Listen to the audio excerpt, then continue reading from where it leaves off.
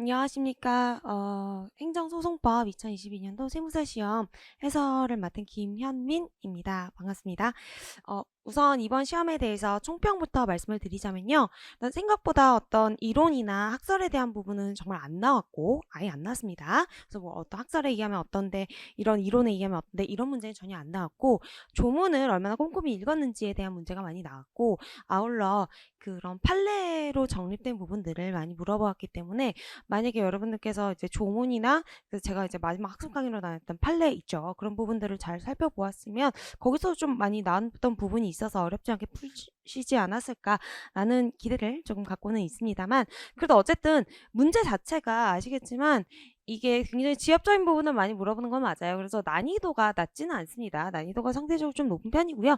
그리고 어떤 그나마 그래도 이론이나 학설에 대한 부분 좀 덜었기 때문에 그 부담은 좀 줄지 않으셨을까라는 생각은 듭니다. 뭐 여태까지 출제 경향을 봐서는 앞으로도 계속 그렇게 출제는 될 것 같은데 역시나 조문을 좀 꼼꼼히 보셔야 된다. 준용 규정이 있으면 그 해당 조문이 어떤 거를 준용하는지 반드시 살펴야 된다. 그리고 되게 날짜 이런 거에 굉장히 진심이다 라는 부분들 다시 한번 말씀드리고 그 부분들 좀 중심적으로 학습을 하시길 다시 한번 말씀을 드리겠습니다. 먼저 41번 문제부터 살펴보겠습니다. 이 화면은 제가 보기 위한 거고요. 여러분들께 유인물 나눠드릴게요. 그 유인물을 통해서 확인해 주시면 되겠습니다. 제가 유인물 체크하실 수 있게 언급해서 말씀드리겠습니다. 41번입니다. 41번 문제 행정소송법에 관한 설명으로 옳은 것 고르는 것입니다. 개인적으로 생각으로는 틀린 거 고르는 게 더 쉬운 것 같아요. 옳은 거 고르는 게 좀 더 어려운 것 같은데 어쨌든 옳은 거는 저희 3번으로 나왔죠. 그래서 1번부터 같이 한번 살펴보겠습니다. 문제는 참고하시고요. 어째 1번 지문은 그거였습니다. 공공단체 기관은 법령에 의해서 행정권한의 위탁을 받은 경우에도 행정청에 포함되지 않는다라고 나왔는데 틀렸죠. 공공단체 기관은요. 법령에 의해서 행정권한을 위탁받게 되면은 어쨌든 거기도 행정청의 지위를 갖게 됩니다. 그래서 행정기관은 법령으로 정하는 바에 따라서 그 소관 사무의 일부를 보조기관 또는 하급 행정기관에 위임을 하거나 다른 행정기관 또는 지자체 또는 그 단체에 위탁 또는 위임할 수 있고 이와 같이 법령에 의해서 행정권한을 위탁받은 경우에도 우리가 행정청에 포함되게 되는 겁니다. 그래서 1번의 쟁점은 그거였죠. 위임을 하는 경우에 있어서도 우리가 행정청에 지위가 인정이 된다 랐던 부분입니다. 1번은. 2번 보겠습니다.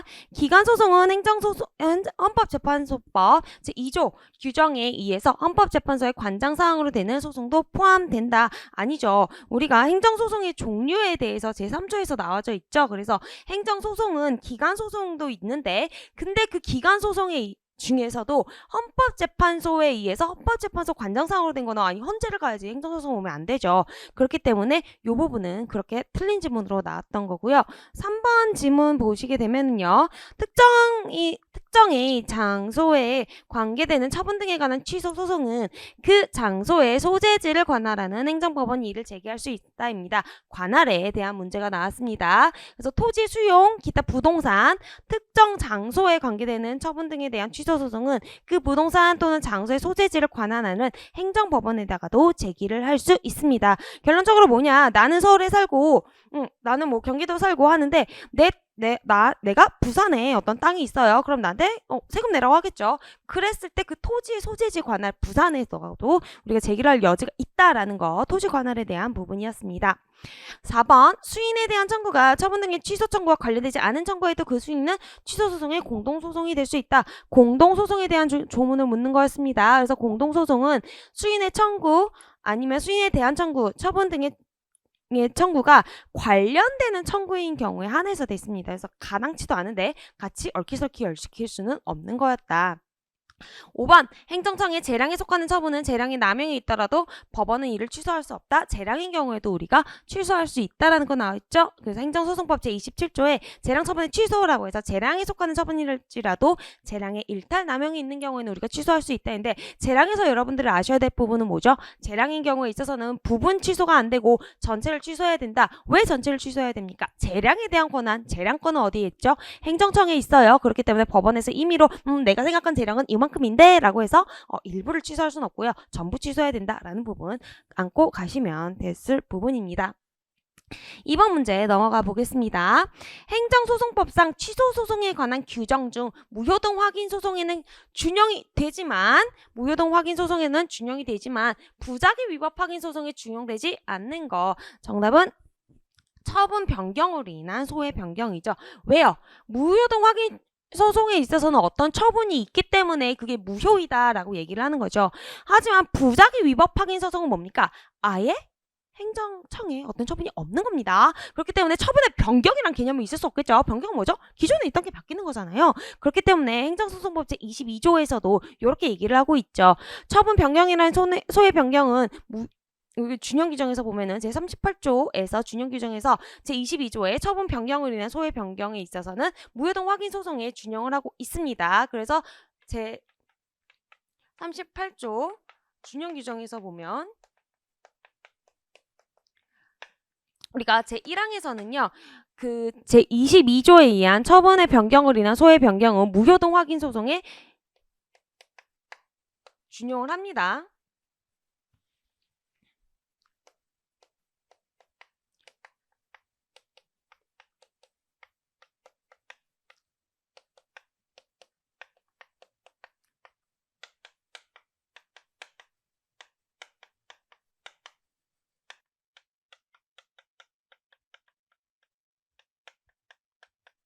한편 동조 제2항에서는 뭐라고 나오니까 부작위 위법 확인 소송에 준용되는 규정에 대해서 나와져 있는데 여기에는 22조가 준용되지 않는 걸로 나와져 있습니다. 그렇기 때문에 이 부분 체크하셔야 되는데 준용 규정이요. 제38조 한번 같이 볼게요. 제38조 보시면은요. 제9조, 10조, 13조 내지 17조 그럼 뭐죠? 13, 14, 15, 16, 17까지 나오는 거죠. 그리고 19조, 22조, 26조, 29조 내지 31조 그러면 29, 30, 31까지 가는 겁니다. 그리고 33조 규정은 무효동 확인 소송에서 준용한다 돼 있는데 이 각 규정을 우리가 숫자로 물어보겠습니까? 안 물어봐요. 각 규정이 뭘 지칭하는지를 알아보는 문제였기 때문에 여러분들께서 조문을 꼼꼼하게 이게 각각 무엇을 준용하는지를 체크를 하셨다면 이 문제 푸실 수 있었겠다라고 말씀드리는 부분입니다. 그래서 조문 보실 때 준용 규정 나와 있으면 해당 조문이 어떤 조문인지 꼭 한번 확인해 두세요. 한 번만 확인하면 이제 되는 겁니다. 43번 보겠습니다. 행정소송법상 기간소송에 대한 설명으로 옳은 것 고르는 거였습니다. 정답은 5번으로 출제가 되었던 문제인데요. 기간소송은 뭐죠? 일단 기본적으로 기간소송은 우리가 기간소송 법정주의라고 해서 법에서 기간소송을 하라는 거에 한해서만 우리가 기간소송으로 할 수 있습니다. 그래서 처분의 취소를 구하는 취지의 소송일지라도 취소 소송에 대한 제소 기간의 규정이 준용되지 않는다. 우리가 기간 소송에 대한 준용 규정에서 뭐라고 나와져 있냐면 민증소송 기간 소송으로서 처분 등의 취소를 구하는 소송에서 그 성질에 반하지 않는 한 취소 소송의 규정을 준용한다라고 나와져 있습니다. 그래서 기간 소송의 경우에 있어서도 취소 소송에 대한 제소 기간의 규정은 준용이 되는 겁니다. 그리고 법률에 정함이 없는 경우에도 정당한 이익이 있으면 제기할 수 있다. 아니죠. 기간 소송 법정주의입니다. 기간 소송은 법에서 정해진 경우에서만 있어서만 우리가 요 소를 제기할 수 있지 그냥 단순히 나에게 어떤 소유이익이 있다고 해서 제기할 수 있는 소송은 아닙니다. 그래서 우리 뭐 하나요? 이거 항상 판례 보면은 기간소송으로 가려면 조문이 없는데 라고 하면서 항고소송으로 인정한 경우가 몇 가지가 있죠. 그게 왜 그렇다. 기간소송은 법에서 정해진 경우에만 기간소송으로 갈 수 있기 때문에 이거 싸울 만은 한데 기간소송으로 갈 만한데 기간소송으로 갈 수는 없고 그럼 어떡하지? 그것도 권리구제는 필요한데 그러면 에라이 항고소송으로 가야 되겠다 라고 했던 판례들이 몇 개 있었습니다. 달리 구제 방법이 없다라는 부분들이 그런 부분이었는데요. 바로 그런 부분 때문에 우리가 기간소송은 법률에 정해진 바가 없으면은 소를 제기할 수 없습니다. 기간소송으로 제기할 수 없습니다. 3번 볼게요. 국가기관과 지자체 간의 권한의 유무 범위에 관하여 다툼이 있을 때 제기하는 소송이다 라고 되어 있는데 권한쟁의 심판에 대한 설명입니다. 그래서 헌법재판소법 제61조에서 우리가 권한쟁의에 대한 게 나와져 있는데 요거는 그러면 뭐 기간소송으로 합니까? 아니죠. 권한쟁의이기 때문에 헌법재판소로 가야 되는 부분이다. 4번 보겠습니다. 공공단체 기관이 법률에 위반 행위를 한 때 직접 자기의 법률상 이익과 관계없이 그 시정을 구하기 위해 제기하는 소송이다. 이거는 아니죠. 이건 민준소송에 대한 얘기입니다. 그래서 국가나 공공단체 기관이 법률에 위반 행위를 할 때 정의의 사도가 나서는 거죠. 그래서 이건 안 됩니다 라고 얘기하는 거 대표적으로 뭐가 있었습니까? 우리 문제에도 출제가 됐지만 민준소송의 대표적인 걸로는 우리가 주민소송 등이 있고, 아니면은 뭔가 선거소송, 뭐 선거 뭐 잘못했습니다 라고 하는 것들, 정의의 사도죠. 그런 것들이 다 우리 민중소송에 해당되는 거였고, 요 4번도 그에 대한 설명이었습니다. 마지막 5번, 교육학예에 관한 시도의 재의결에 대해서 교육감이 대법원에 제기하는 소송은 기관소송의 일종입니다. 그래서 교육학예에 관한 시도의 재의결에 대해서 교육감이 대법원에 제기하는 소송은 헌법재판소법의 관장사항이 아니고 우리가 아니기 때문에 우리가 행정소송법으로 가는 거고요. 그래서 이 부분도 우리가 기관소송이다 라고 해서 알아두었던 부분인 겁니다.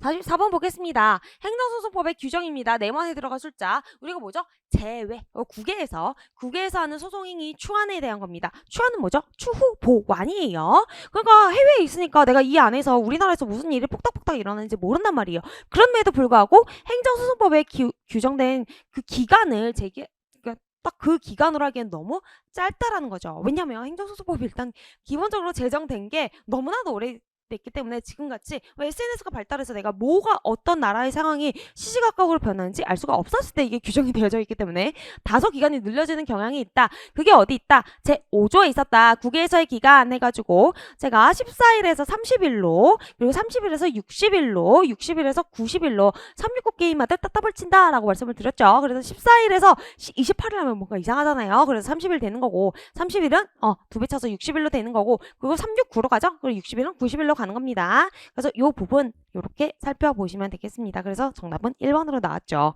이런 문제 틀리면 정말 많이 속상할 것 같아요. 그래서 꼭 조문 보실 때 꼼꼼하게 살펴보시길 바랍니다.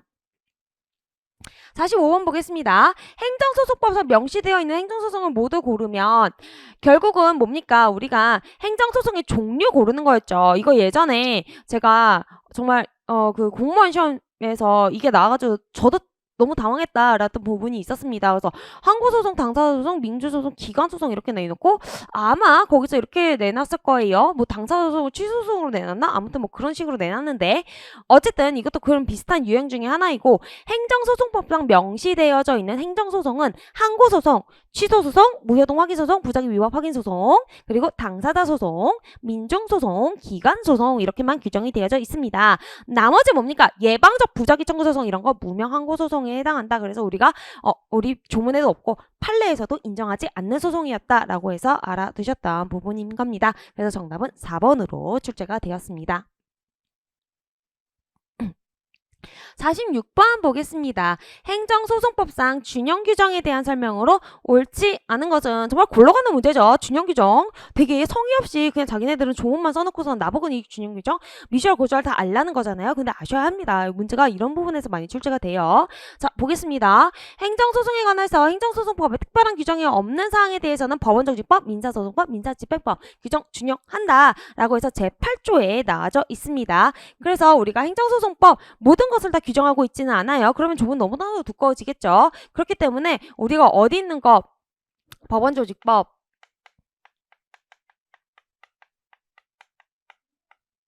그리고 민사소송법 그리고 민사집행법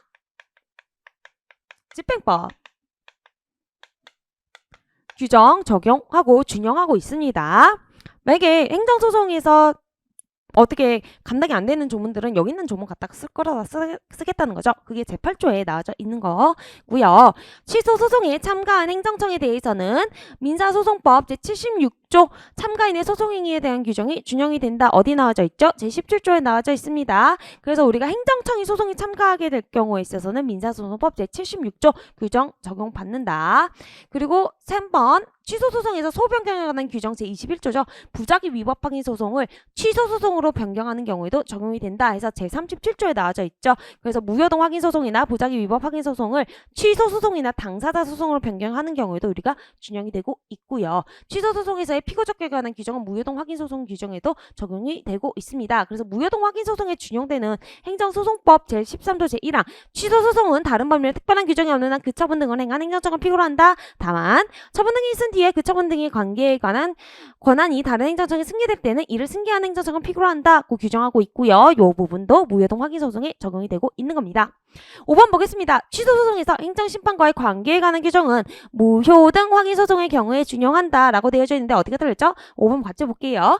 취소 소송에서 행정심판과의 관계에 관한 규정은 무효동 확인 소송의 경우에는 준용이 되지 않습니다. 다시 말하면 뭡니까? 무효동 확인 소송은 어떻죠? 아예 어떤 처분이 있다고조차 볼 수 없을 정도로 너무나도 위법 부당해가지고 우리가 이거는 존재한다고조차 볼 수 없다라고 하는 거기 때문에요. 행정심판 전치주의가 적용되는 경우라 할지라도 행정심판 거치지 않고 막바로 무효동 확인 소송 제기할 수 있다라는 부분이 있기 때문에 우리가 행정심판에 관한 규정은 관계에 있어서는 무효동 확인 소송은 적용이 되지 않습니다. 무효동 확인 소송에서 또 적용되지 않는 거 뭐 떠올리셔야죠? 사정 판결 떠올리셔야죠. 사정 판결은 뭡니까? 어떤 처분이 있는데 위법해요. 근데 그 위법한 걸 취소하노라니 소급해서 없애노라니 이게 뭔가 너무나도 그 근간은 흔들릴 것 같단 말이죠. 그 위로 켜켜이 어떤 법률 관계가 쌓였을 거니까 그랬을 때 이거 위법은 한데 취소하기는 좀 애매한데 라고 해가지고 원고에게 이런 어떤 보상을 해줄음을 알려주고 그 처분이 위법하지만 계속 존재하게 냅두는 게 사정 판결의 의의였습니다. 그렇다면 무효동 확인 소송은 뭐죠?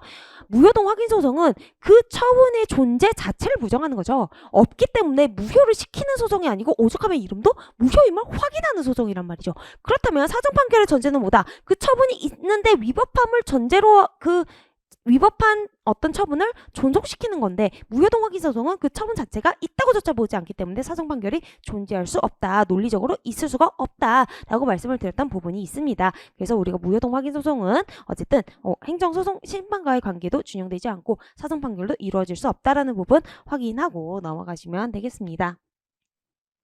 47번 보겠습니다. 행정소송법상 민중소송에 관한 겁니다. 민중소송 아까 잠깐 컨닝했었던 부분이 있었죠. 위에 문제에서 나왔었습니다. 민중소송도 우리가 정의의 사도 중에 하나죠. 그래서 주관적 소송이다 라고 나온 거 아니고 객관소송이라고 하죠. 주관소송과 객관소송의 차이는 무엇입니까? 라고 한다면 주관소송은 나의 이익을 위해서 싸우는 거예요. 대표적인 게 항고소송 그리고 당사자 소송 있죠. 내가 뭔가 어떤 처분을 받는 게 너무나도 분하고 억울해서 싸우거나 내가 어떤 법률 관계에 있어서 예전 그 공포상 어떤 법률 관계가 너무나도 부당하다고 생각해서 싸우거나 그랬을 때 내 이익을 위해서 싸우는 게 주관적인 거예요. 네! 주관에 의한 거니까. 하지만 객관소송은 내 개인적인 이익을 위해 싸우는 게 아니고 말 그대로 정의의 사도입니다. 그래서 보다 민중소송 이런 게 정의의 사도고 기관소송은 정의의 사도 중에 하나로 객관소송이라고 하는 거죠. 그렇기 때문에 민중소송은 객관적 소송이다라고 보는 게 객관소송이다라고 보는 게 맞습니다. 2번 볼게요. 민중소송으로서 처분 등의 취소를 권한 소송에는 그 성질을 반하지 않은 한 취소소송에 관한 규정을 준용한다. 어디 나와 있죠? 제46조에 나와져 있습니다. 민중소송 또는 기관소송으로서 처분 등의 취소를 권한 소송에는 그 성질을 반하지 않은 한 취소소송에 대한 규정을 준용한다. 민중소송 또는 기관소송으로서 우리가 그 성질을 반하지 않은 한 당사자 소송에 관한 것도 규정을 하고 있습니다. 지방자치법상 주민소송은 민중소송의 대표적인 예입니다. 또 뭡니까? 공직선거법상 선거소송도 민중소송의 대표적인 예입니다. 그래서 우리가 당사자 소송에 관한 규정도 우리가 여기서 당사자 규정을 준용하고 있다라고 봤죠. 그래서 민중소송에서 준용하는 규정에는 취소소송에 대한 것도 있고요. 또 뭡니까? 당사자 소송에 관한 것도 다 준용을 하고 있다라고 보시면 됩니다. 이거 왜 취소소송으로 되어 있죠? 우리 행정소송법의 조문 체계가 취소소송 다 정해놓고서는 나중에 여기 있는 거 끌어다 쓰고 안 되는 거 차분차분히 우리가 규정을 하고 있기 때문에 스탠다드가 뭐다? 취소소송이다 라고 보시면 되는 겁니다.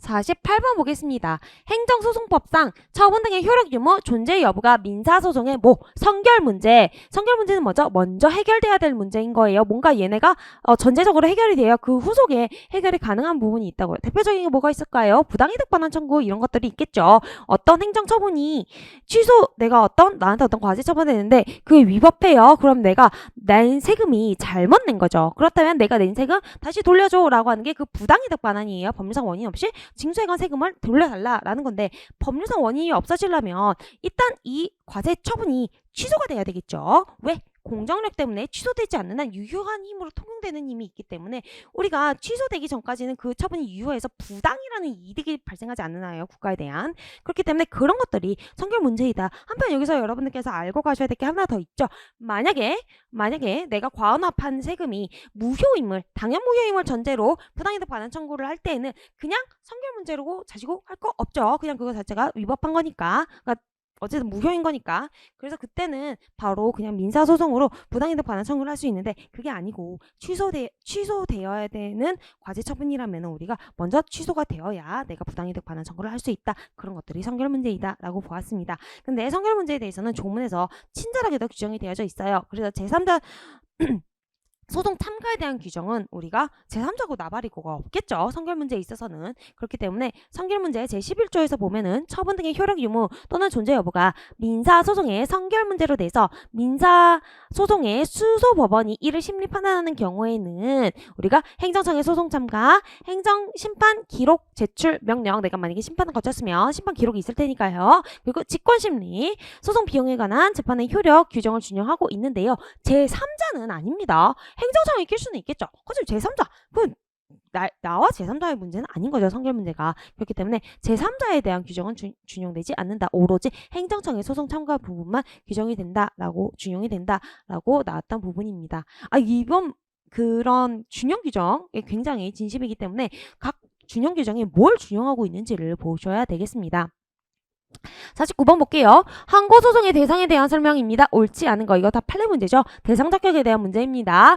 그래서 조례는 집행행위 개입에 없이 조례가 집행행위에 매개 없이도 그 자체로서 직접 국민의 구체적인 권리 의무에 영향을 미치는 법률적 효과를 발생하는 경우에는 우리가 항고소송의 대상이 된다. 그런데 이 경우에 있어서 우리가 만약에 그 조례가 교육학예에 관한 것일 때에는 피고를 누구로 놓는다? 교육감으로 놓는다 라고까지 알아봤던 부분인 겁니다. 그래서 조례가 집행행위에 매개 없이도 어떤 개입 없이도 그 자체로서 국민의 권리 의무에 직접적인 영향을 미치는 경우, 이런 경우보다 스나이퍼죠. 조례, 말이 좋아 조례지. 사실상 나를 저격하는 조례라고. 대표적인 사례가 뭐가 있었다? 두밀분교 사례가 있었다. 그래서 이 지역 안에 있는 학교 폐교회라는 조례가 있죠. 학교 폐교회라는 거, 학교 폐교하라라는 조례가 있는 겁니다. 근데 이 지역 안에 딱 이 두밀분교 하나만 있는 거예요. 그러면 뭡니까? 두밀분교 입장에서 야 이게 말이 좋아 조례지 그냥 나보고 폐교하라는 거 아니야 라는 거죠. 그럴 경우에 있어서는 그 조례 자체로 어떤 집행위에 개입 없이도 그냥 막바로 얘는 폐교되는 운명인 경우에 있어서는 그 조례를 우리가 항고소송의 대상이 되는 처분으로 보아서 이 조례에 대한 취소 청구를 할 수 있는데, 그때 이거는 뭐죠? 교육학예에 대한 거죠. 그럴 때는 교육감을 상대방 피고로 지정한다라는 부분까지 알아놓으시면 되겠습니다. 국회의원의 제명처분 항고소송이 되지 않습니다. 요거는 우리가 항고소송의 대상이 되는 처분이 되지 않는다라고 보았고요. 공법상 구체적인 법률관계가 아니고 사실관계에 관한 확인을 구하는 것은 우리가 사실관계에 관한 확인은 항고소송의 대상이 되는 처분으로 역시 보지 않았습니다. 그리고 공정위의 고발 조치, 고발은 뭐다? 단지 수사의 단서에 불과하다. 고발이 있다고 해서 바로 그 피고발자가 고발 받는 사람, 제가 잘못했어요라고 해서 잘못되고 지적받는 사람 막바로 어떤 형사처분 받습니까? 안 받습니다. 그냥 조사 들어가지. 그렇기 때문에 이 공정위의 고발은 법률 위반의 소추요건으로서 규정하고 있어서 그 고발 조치는 사직당국에 대해서 형벌권의 행사를 요구하는 행정기관 상호간의 행위에 불과하다. 행정기관 상호간의 행위에 불과하지 나한테 어떤 직접적인 권리 의무에 영향을 미치는 처분에 해당하지는 않는다라고 보았던 겁니다. 그리고 행정행위의 부관 중에서도 부담은 그 자체로서 항고소송의 대상이 되는 처분에 해당합니다. 부관은 뭐라 그랬죠? 일단 부관은 쿨하지 못한 행정청의 태도 중에 하나예요. 아니 나한테 뭔가를 해줄 거면 시원하게 그냥 그래 해라 라고 냅다 해줬어야지. 그렇지 않고 자질구레하게 나한테 어떤 토시를 다는 게 부관이라고 했습니다. 대표적인 건 뭐다? 땅 써? 단지 2년 이렇게 해주는 게 부관이거든요. 그래서 조건, 기한, 부담 이런 것들이 있다. 특히 뭐다? 내가 어떤 지역을 재개발하려고 하는데 그 앞에 길을 닦아 이런 것들 부담이다 라고 했습니다. 그런데 이런 부관에는 이름 비슷하지만 부담이 있고요.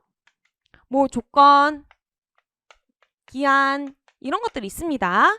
그런데 이 부가는 원칙적으로는 우리가 항고소송의 대상이 되는 처분이라고 보지는 않아요. 하지만 부관 중에서도 이 부담만은 우리가 항고소송의 대상이 되는 처분으로 보고 있습니다. 그래서 그건 물어본 거였다라고 볼 수 있습니다. 그리고 그 부담상의 의무를 이행을 요구하는 의사표시를 하였을 때 이런 행위가 당연히 또는 무조건적으로 행정소송법상 항고소송의 대상이 되는 처분에 해당한다고 볼 수는 없다라고까지 나아가서 보셔야 되겠습니다. 부담 그 자체는 물론 항고소송의 대상이 될 수 있는데 부담상의 의무 이행을 요구하는 그 의사표시는 우리가 항고소송의 대상이 되는 처분이라고 보지는 않는다라는 부분까지 나아가서 보시면 되겠습니다. 50번 볼게요. 행정소송보사 재판 관할에 대한 설명입니다. 국가의 사무를 위탁받은 공공단체를 피고로 해서 취소소송을 제기하는 경우 대법원 소지지를 관할하는 행정법원이 제기할 수 있다. 중앙행정기관을 피고로 하여 취소소송을 제기하는 경우 대법원 소지지를 관할하는 행정법원이 제기할 수 있다. 취소소송의 1심 관할은 원고의 소지지를 관할하는 행정법원을 본다라고 되어 있는데 3번이 틀렸죠. 어쨌든 모든 소송에 있어서는 일단은 소를 제기하는 사람은 마음 단디 먹고 소장 딱 접수하잖아요. 그래서 소를 받는 사람들은 약간 갑툭이란 말이죠. 뭐야 이거 왜 나한테 들어왔어? 이런 입장이기 때문에 소를 받는 사람을 약간 우대해주는 경향이 있습니다. 그래서 피고의 소재지를 관할하는 게 기본적인 겁니다. 그래서 4번, 5번 나와져 있는데 중앙행정기관의 부속기관을 피고로 해서 취소소송을 제기하는 경우 대법원 소재지를 관할하는 행정법원이 제기할 수 있다. 취소소송의 재판 관할에 관한 규정을 당사자 소송에 준용하는 경우 국가 또는 공공단체가 피고인 때에는 관계행정성의 소지지를 피고 소지지로 본다라고 나와져 있는데 이거 조문에 나와져 있는 거죠. 그래서 재판 관할 제9조에 나와져 있습니다.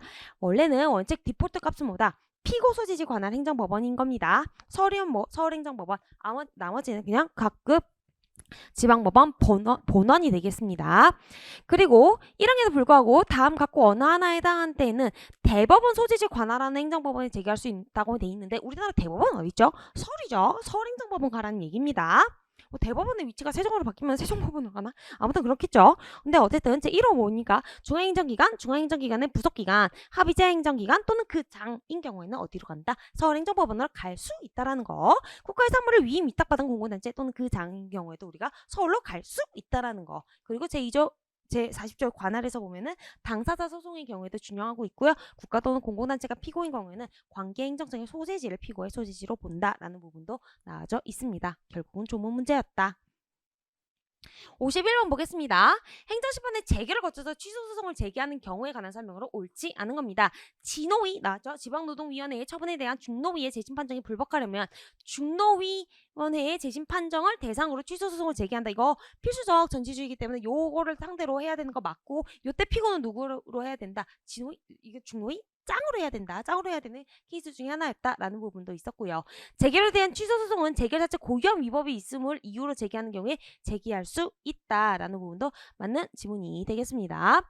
원처분의 상대방이 아닌 제3자가 행정심판을 청구해서 재결청의 원처분을 취소하는 형성재결을 한 경우 원처분의 상대방이 그 재결의 취소를 구하는 것은 원처분에 없는 재결의 고유한 위법을 주장하는 것이 된다. 그래서 원처분의 상대방이 아닌 제3자가 행정심판을 청구해서 재결청이 원처분을 취소하는 형성재결을 한 경우 위처분의 상대방이 할 수 있는 불법 방법은 이 재결의 취소를 구하는 것이 원처분에 없는 재결 고유의 하자를 주장하는 것이 된다. 결국은 논리적으로 그렇게 성립이 된다라는 말이 되겠습니다. 행정심판 청구가 부적법하지 않음에도 불구하고 각하한 재결은 원처분에 없는 고유한 하자가 있는 경우로서 그 재결도 잘못된 거겠죠. 그리고 행정청이 영업자에게 제재 처분을 한 후 그 처분을 영업자에게 유리하게 변경하는 처분을 했대요. 그렇다면 변경 처분은 유리하게 변경된 제재가 위법하다 해서 그 취소를 구하는 경우 취소 소송의 대상은 변경된 내용의 당초 처분이 아니라 변경 처분이다 라고 나와져 있는데 우리가 유리하게 변경되면은 변경된 내용의 당초 처분이다 라고 얘기를 하죠. 그래서 행정청이 식품위생법령에 따라서 영업자에게 행정제재 처분을 한 다음에 그 처분을 영업자에게 유리하게 변경을 한 겁니다. 그래서 변경 처분에 의해서 당초 처분을 소멸하는 게 아니고 당초부터 유리하게 변경된 내용으로 처분이 존재하는 것이다. 그렇기 때문에 취소소송의 대상은 변경된 내용의 당초 처분이지 변경 처분이 아니다. 제소기간 준수 여부도 변경 처분이 아니고 변경된 내용의 당초 처분을 기준으로 판단하여야 된다. 라고 나와져 있는데 무슨 말이냐. 예를 들어볼게요. 3월 영업정지로 했습니다. 그래서 2022년 3월 1일자에 빨간 날이네. 3월 2일로 할게요. 3월 2일자에 3월 영업정지 처분을 하게 됩니다. 영업정지. 그러다가 이게 너무 가혹한 것 같아서 2월 영업정지로 바꿉니다. 언제? 2022년 4월 1일에 만우절에 이렇게 바꿔버립니다. 그렇게 되면 어떻게 되는 거냐라고 봤을 때 유리하게 변경된 거죠. 유리하게 변경되었다면 당초 처분을 기준으로 요 변경된 내용이 되는 거다. 그러면 동그라미를 어디로 쳐야 된다? 결국은 2022년 3월 2일자 2월의 영업정지 처분 요거를 기준으로 판단을 해야 된다라는 게 유리하게 변경될 때 얘기죠. 그래서 요 부분도 확인하고 넘어가시면 되겠습니다. 52번 볼게요. 취소소송에서 소외 이익에 대한 설명으로 옳은 것 고르는 거였습니다. 소외 이익이었죠. 1번부터 보겠습니다. 행정청이 공무원에 대해서 새로운 직위해제 사유에 대해서 그 직위해제 처분을 한 경우 그 공무원은 이전의 직위해제 처분의 소외 이익을 구할 이익은 없겠죠. 그래서 어쨌든 행정청이 공무원에 대해서 새로운 직위해제 사유에 기한 직위해제 처분을 한 경우 그 이전에 한 직위해제 처분은 이를 묵시적으로 철회하고 그냥 새 걸로 준 거죠. 그렇기 때문에 이전 거는 아니고 새로 준 거를 놓고 싸워야지 이전 거는 이미 없어진 거다. 그렇기 때문에 소외 이익이 없다라고 보는 거고요. 건물의 신축 과정에서 피해를 입은 인접주택 소유자는 신축 건물에 대한 사용검사, 승인 처분 취소를 구할 소외 이익이 없다라고 해서 이 부분도 제가 말씀드렸던 게 신축 건물에 대한 사용검사 그 승인을 없는 걸로 승인 처분은 안 났다고 해가지고 결국은 뭐가 됩니까? 아무것도 이루어지는 게 없어요. 그냥 야 민사적으로 니네들이 뭐를 해라 말아 해야지 내가 사용 승인 안 한다고 해서 얘네한테 어떤 의무가 발생하는 것도 아니거니와 니네가 어떤 이익을 향유하는 것도 아니기 때문에 이 부분에 대해서는 소액이 없다라고 했습니다. 그러니까 사용 승인 처분 갖고 싸울 게 아니고 니네가 민사적으로 뭐 하자 책임을 묻든 뭘 하든 건축주를 상대로 뭘 하든 민사소송을 제기하든 손해배상 청구를 하든 해야지 사용 승인 안 내준다고 해서 뭐가 달라지는데 라고 했던 게 행정청의 입장이었다라는 부분도 있고요. 해임 처분 보겠습니다. 해임 처분의 무효 확인 또는 취소 소송 계속 중 임기가 만료돼서 해임 처분의 무효 확인 또는 취소로 지위를 회복할 수 없다고 할지라도 무효 확인 취소로 인해서 임기 만료일까지 돈을 받을 수 있으면 보수를 지급받을 수 있으면 우리가 해임 처분의 무효 확인 또는 취소를 구할 법률상 이익이 인정이 된다라고 했었던 부분 있었습니다. 또 의사면허 정지에서 관련된 것도 나왔는데 의료법에서 의료인에 대한 제재적인 행정 처분으로서 면허 자격 정지 처분과 면허 취소 처분이라는 2단계 조치를 규정하면서 전자의 제재 처분을 보다 무거운 후자의 제재 처분 기준으로 규정하고 있다. 내가 원아웃 때나 투아웃 되는 경우에 있어서 원아웃에 대한 전적이 있으면 투아웃을 더 과중하게 때리는 경향이 있다. 그렇다면 내가 원아웃 기간에 있었던 게 억울하면 내가 3월에 영업 정지에 처했을 때 가중적 제재 처분이 있는 경우에 있어서는 내가 처음에 있었던 거 영업 정지 기간이 도가 되더라도 처음 영업 정지가 잘못됐다고 여전히 싸울 수 있다라는 부분인 거죠. 그래서 면허 자격 정지 처분에 대한 기간이 도가했다 하더라도 그 처분을 그대로 방치해 둠으로써 장래 의사 면허 취소라는 가중된 제재 처분을 받을 우려가 있다. 그렇기 때문에 요거를 현존하는 위험을 불안을 제거하기 위해서 우리가 가중적 제재 사유가 있는 경우에 있어서는 영업 정지 기간이 도가 될지라도 그 처분의 취소를 구할 소외이익이 여전히 인정이 된다라고 했던 부분이 있었습니다. 치과의사 국가시험 합격입니다. 그래서 국가시험 합격에 관한 거 사시도 있었고 치과의사도 있었죠. 그래서 어쨌든 내가 1차 시험에 마땅한데 떨어졌다. 그래서 이거 취소를 구하는 소송 기속 중에 내가 열공을 해가지고 1차 시험을 붙어버린 거죠. 그럼 1차 시험 내가 떨어진 거 취소를 구할 이익이 있다 없다? 없다. 그냥 열심히 2차 시험 공부해야죠. 지금 뭘 싸우고 있습니까? 그런 얘기죠. 그렇기 때문에 국가 합격은 치과의사 면허를 부여받을 수 있는 전제 요건이다. 그래서 국가시험에 합격했다고 해서 면허 취득 요건을 갖추게 된 때에는 그 외 그 자체만으로 합격자에 대한 법률상 지위가 달라지는 것은 아니기 때문에 불합격 처분 이후 새로 실시된 국시에 합격한 자들은 더 이상 불합격 처분의 취소를 구할 이익이 없다. 그냥 나가서 빨리 돈 벌어가서 치과 차려야지. 지금 뭐 하는 겁니까? 이거 하고 싸우고 있습니까? 그래서 그렇게 보시면 되겠다. 취소소송의 제소기간에 대한 설명으로 옳지 않은 겁니다. 옳지 않은 거 정답은 4번으로 나왔죠. 그래서 이거 고시에 대한 거 불특정 다수인으로 한 거였고요. 1번, 3번 한번 같이 볼게요. 그래서 제소기간 제20조에 대한 거 조문으로 문제가 나왔습니다. 그래서 취소소송은 뭐다?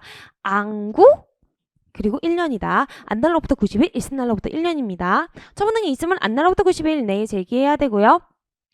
행정심판 청구를 할 수 있었을 때 행정심판 청구를 할 수 있다고 잘못 알린 경우에는 그 있은 때의 기간은 재결서의 정보는 손달받은 날로부터 기산을 하게 됩니다. 그 처분 등이 있은 날부터 1년을 경과하면 제기하지 못하고요. 정당한 사유가 있을 때는 뭐 그러하지 아니하다. 그래서 제3자 효가 미치는 어떤 행정처분에 있어서 특히 뭐 원자인 경우가 많겠죠. 그래서 제가 안 되면 내가 되는 거고 내가 안 되면 제가 되는 건데 돌연 제가 되어버린 거죠. 그러면 내가 안 되는 그거를 안 되는 효과를 맞게 되는데 그럴 때 있어서 우리가 제소 기간을 좀 더 여유롭게 봐주는 경향은 있었다라는 부분이 있었습니다.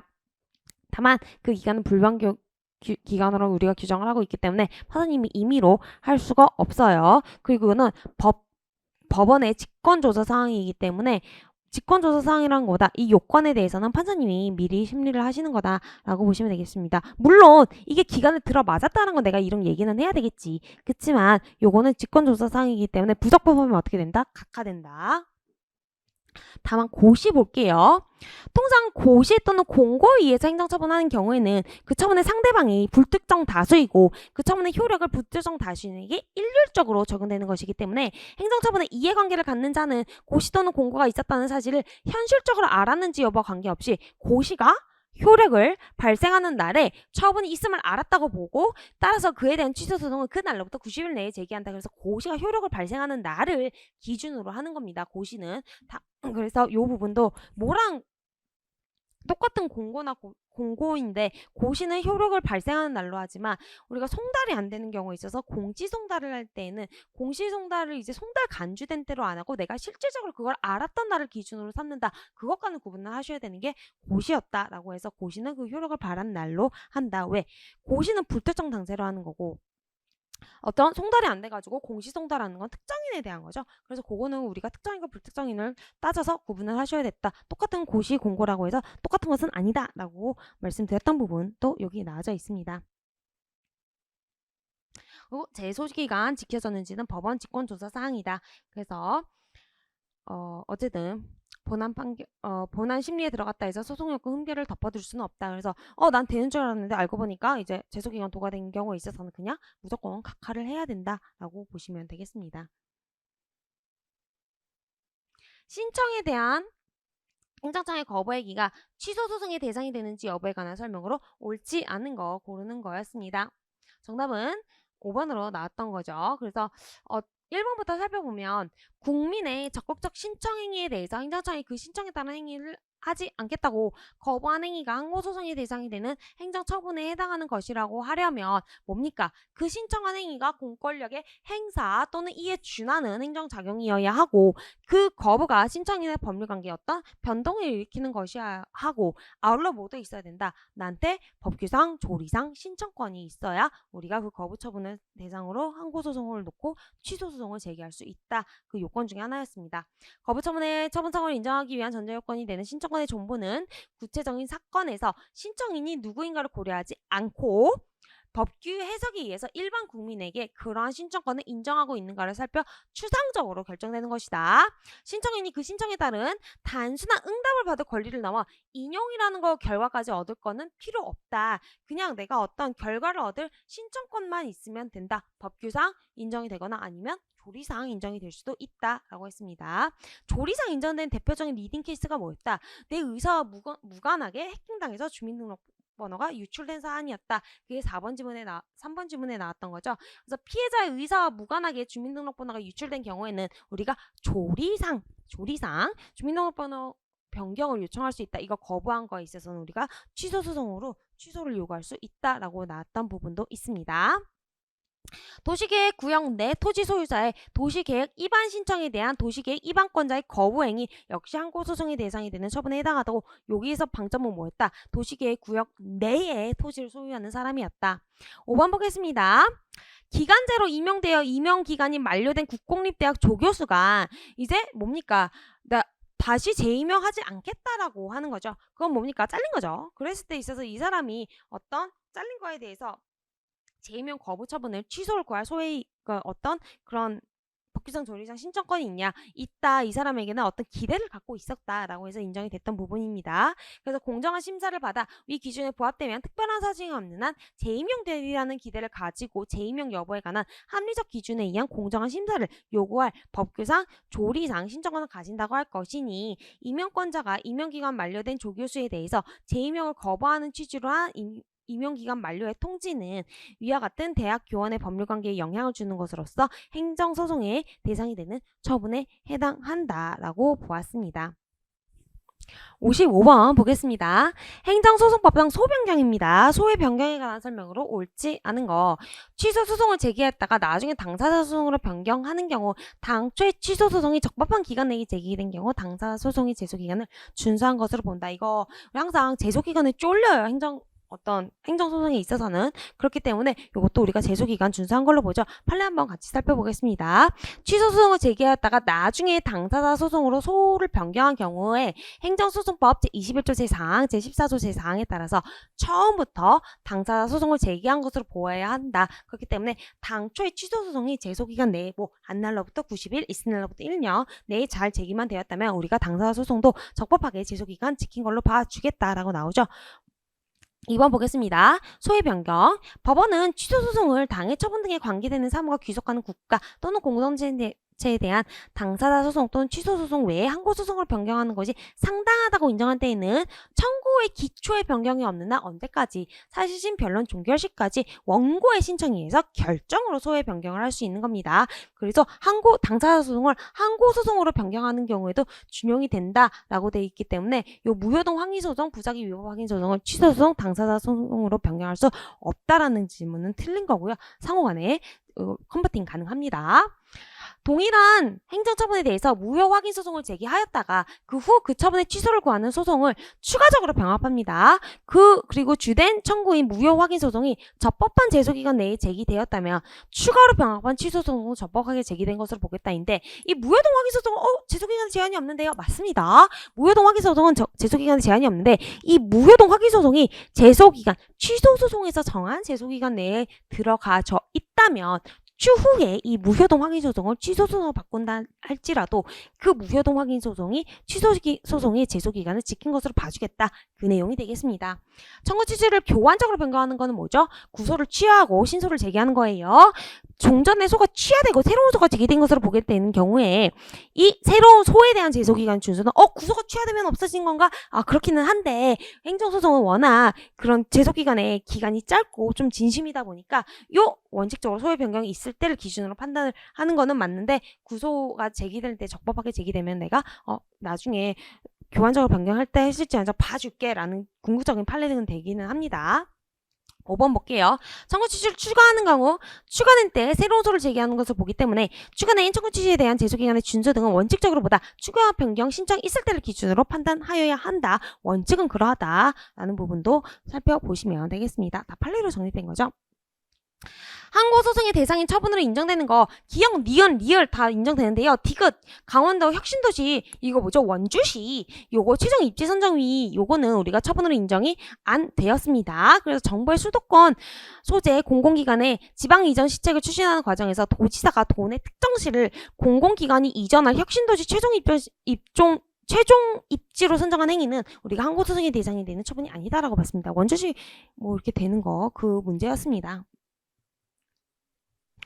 항고소송에서 제3자 원고 적격이 부정되는 거 나왔는데요. 요거 우리 2번 한의사라는 부분이었고요. 나머지는 다 우리가 판례로 인정이 되는데 이상하게 우리 판례 대체적인 경향이 좀 뭔가 한의사, 의사, 약사 이런 데서 별로 안 좋아한다 약간 그런 경향이 있었다고 제가 조심스레 말씀드렸던 부분이기도 합니다. 그래서 한의사 면허는 경찰 금지 해제를 명령적 행위, 강화상 허가, 그러니까 내가 어떤 요건이 되면은 그래 내가 한의사 해도 된다라는 그런 거죠. 그런 강화상 허가에 해당하고 한약 제조 시험을 통해서 약사에게 한약 조제권을 인정함으로써 한의사들의 영업상 이익이 감소되었다 할지라도 이러한 이익은 사실상의 이익에 불과하고 약사법이나 의료법 등의 법률에 의해서 보호되는 이익이라고는 볼 수 없다. 그래서 한의사들이 한약 조제 시험을 통해서 한약 조제권을 인정받은 약사들에 대한 합격 처분의 무효 확인을 구할 당해 소호는 원고 적격이 없는 거다. 그래서 한의사들 요하고 더 이상 못 싸웠던 사안이 되겠습니다. 취소소송 제기 요건에 대한 설명으로 옳은 것 고르는 거였습니다. 그래서 1번 하수도법에 의해서 기존의 하수도 정비 기본계획을 변경해서 광역하수 종말 처리 시설 공공하수 처리 시설을 설치하는 내용으로 수립한 하수도 정비 기본계획은 항고소송의 대상이 되지 아니한다라는 부분 나왔었는데요. 역시 하수도법에 의해서 기존의 하수도 정비 기본 계획을 변경해서 광역 하수 종말 처리 시설을 설치하는 등의 내용으로 수립한 말도 어렵네요. 하수도 정비 기본 계획은 항고소송의 대상이 되는 행정처분에 해당하지 아니한다고 봤고, 나머지 부분들 살펴보면은요, 공무원에 대한 징계 기타 불이익 처분은 우리가 뭡니까? 필요적 전치주의가 적용됩니다. 그래서 소청 심사를 거쳐야만 취소 소송을 제기할 수 있고요. 행정심판과의 관계에 있어서 우리가 동종의 사건에 관해서 이미 행정심판 기각 재결이 있을 때 나보고 또 행정심판 거치라는 거 뭡니까? 그냥 뻔한 기각 판결 받고 오라는 말밖에 안 되죠. 그렇기 때문에 요거에 있어서는 행정심판 안 거쳐도 되는 예외적인 사유에 해당했다라는 부분 역시 조문제로 나왔습니다. 취소소송은 이게 구술로 하면 안 돼요. 이거 서면으로 소장을 법원에 제기해야 됩니다. 그래서 되게 어지간히 지문 낼 거 없었나? 구술로 제기할 수 있다? 좀 안 되죠. 뭔가 기록도 안 남고 아무것도 남는 게 없잖아요. 그렇다고 노공에 틀어놓고 있으세요. 나 취소소송 접수할 테니까 이럴 수도 없는 노릇이고. 그래서 좀 이거 이상한 지문이었다. 5번 볼게요. 취소소송은 처분등이 있으면 안 날로부터 90일 내에 제기해야 된다. 그리고 처분이 있은 날로부터 1년 내에 제소해야 됩니다. 행정심판을 거친 경우에 제소하는 경우에는 대개에서 정보는 송달받는 날로부터 90일, 있은 날로부터 1년 내에 제기해야 한다라는 부분도 나와져 있습니다. 처분 등의 취소를 구할 법률상 이익이 있는 자가 제기할 수 있다라는 그런 규정에 대한 설명으로 옳지 않은 거 4번이었죠. 이거 위명으로 입국한 거 제가 그때 판례 계속 설명하면서 왜 이 위명을 써가지고 날릴까라고 말씀드렸던 것 같습니다. 그래서 미얀마 국적의 갑이 그러니까 뭐죠?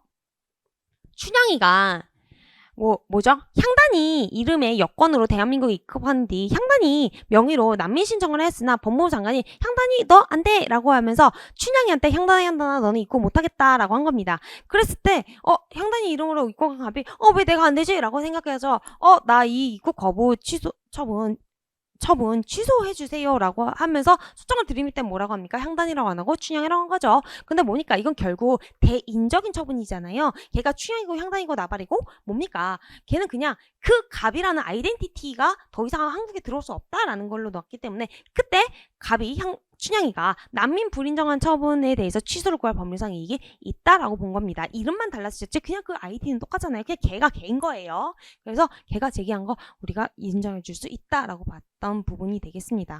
그러길래 왜 이름을 그렇게 해가지고 난리를 쳐가지고 판례를 만들었는지 참 애매하죠. 60번 볼게요. 행정소송법상 집행정지에 관한 설명입니다. 집행정지는 왜 있죠? 기본적으로 우리는 집행부정지 원칙이기 때문에 우리가 취소소송을 제기한다 할지라도 어떤 행정처분의 효력은 계속 존속을 하고 있죠. 대표적인 게 뭐가 있습니까? 건물 부셔라 대집행하는 경우가 있어서 개고처분, 통지, 실행, 비용징수 이렇게 나오죠? 이게 뭡니까? 대집행입니다. 대신해서 집행한다 해서 대집행이라고 해요.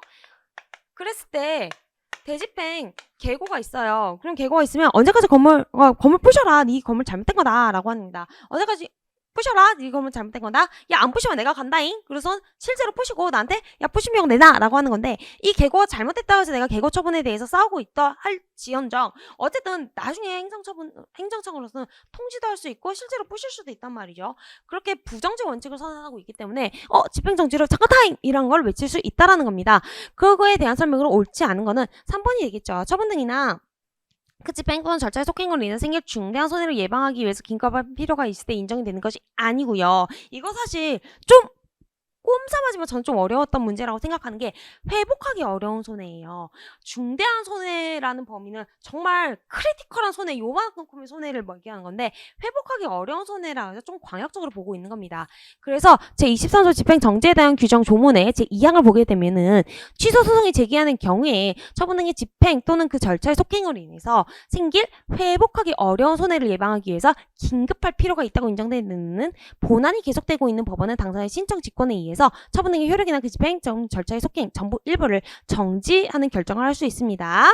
그러나 어쨌든 그렇고 공허운리에 중대한 영향을 미칠 우려가 없어야 된다. 이런 없어야 되는 요건을 뭐라고 한다? 소극적 요건이라고 한다. 그래서 이 나머지 지문들이 다 요 조문에서 나왔고 마지막으로 본안의 청구가 이유 없음이 명백할 때에는 집행정지를 명할 수 없다는 뭐 판례로 정립된 거다. 그래서 효력정지나 집행정지 자체에 의해서도 신청인의 본안 청구가 이유 없음이 명백하지 않아야 된다. 왜? 이런 집행정지를 남용할 수 있기 때문에 요 정도 요건을 지켜줘야지 라고 나왔던 부분이 되겠습니다. 그래서 집행정지에 대한 조문을 묻는 거였는데 언뜻 보면 되게 답 찾기 어려우셨을 것 같아요. 내가 왜 이런 말을 하냐면 나 이거 보고 답을 찾는데 조금 힘들었거든요. 그래서 뭐 다 맞는 것 같은데 보니까 중대라고 해서 찾았는데 이만큼 조문에 대해서 여러분들이 진심으로 읽어서 살펴보셔야 된다라는 부분도 있습니다. 약간 고백 타임인 것 같죠? 61번 볼게요. A가 관할 행정정 B에 대해서 여객자동차 운수사업법에 따른 운수사업 면허를 신청해서 B가 면허 처분을 하였는데 이에 대해서 경험자 C가 면허 처분에 취소 소송을 제기합니다. 이거 뭡니까? 대표적인 경환자 케이스인 거죠. 그래서 A가 그래서 관할 행정청은 좀 갑으로 못 통과하지. ABC 나와가지고 B가 행정청인 거죠.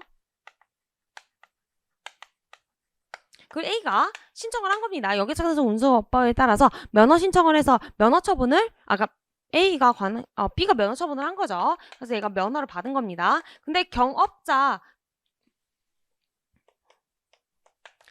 C 입장에서 뭡니까? 손님 뺏기죠. 손님 뺏기기 때문에 얘 왜 하니까 이거 취소해라 라고 하는 겁니다. 경업자죠. 경업자. 둘이 경쟁관계에 있는 거예요. 왜 손님 뺏기니까. 내 손님 유유.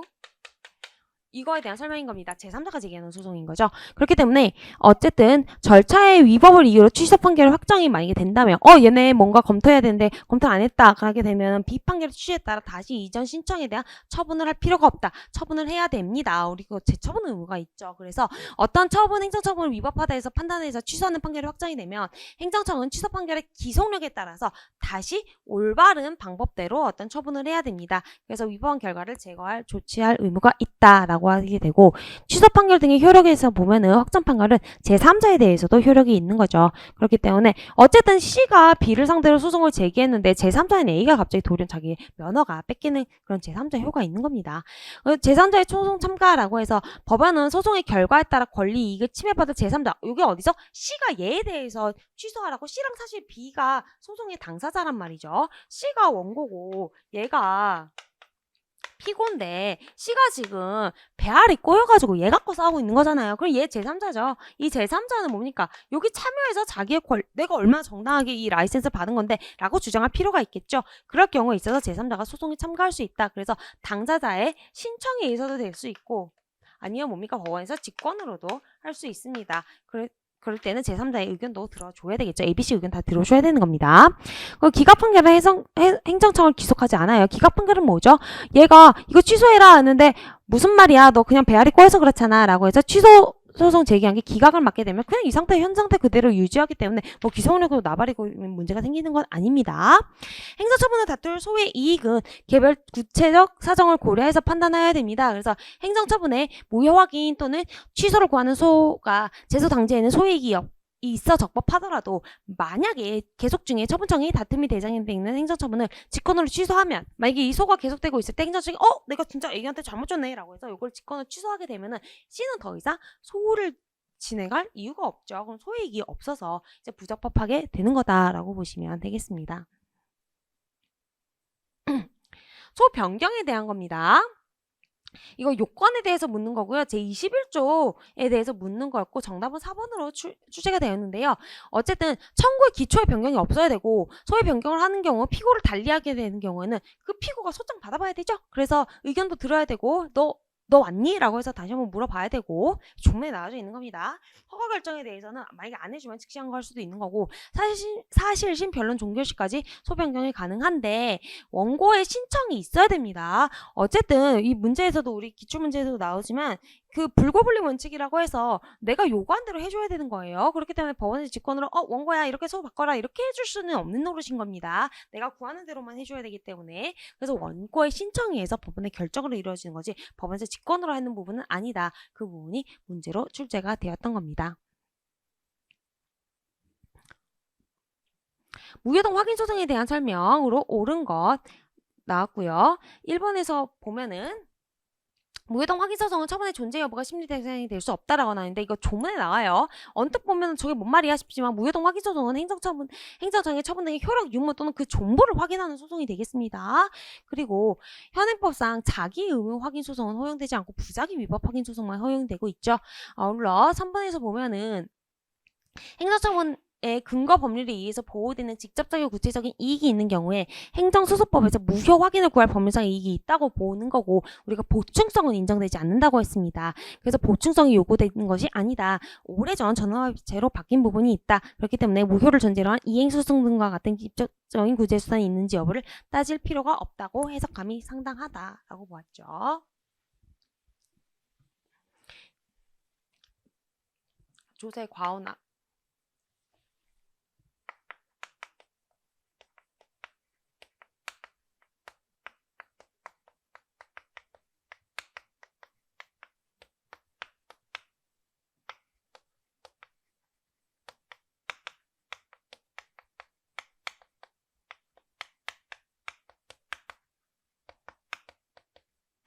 우리가 당연무효인 과세처분으로 내가 과언합한 세금의 반환 청구는 뭡니까? 당연무효는 아예 존재하지 않는 거죠. 근데 나는 이 처분이 있다고 전제를 하고 세금을 냈죠. 그런데 애당초 이거는 없는 거죠. 당연무효인 거니까. 그랬을 때 나는 뭐를 청구해야 된다? 민사소송으로 부당이득 반환 청구를 해야 하는 겁니다. 법률상 원인 없이 나한테 꼴 빨고 간 그 돈 내놔라는 게 부당이득 반환 청구인 거죠. 그랬을 때 요게 그러면 나는 그냥 막바로 민사로 부당이득 반환 청구하면 돼요. 그런데 그렇게 안 하고 굳이 행정소송에 가서 이거 당연무효인 거를 확인을 받는 거 실효성이 있냐?